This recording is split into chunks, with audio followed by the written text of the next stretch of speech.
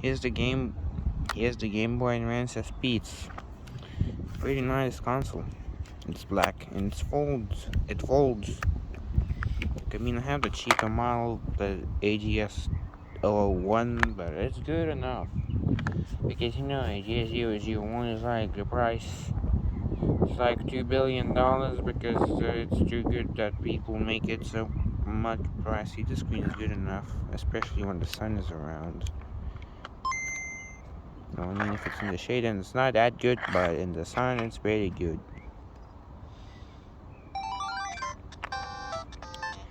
I need to get a flashcard for one of these. Games themselves are way too expensive now.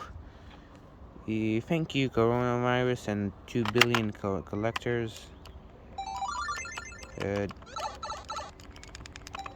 can I make it? I can. Alright, I cannot. I know. You see.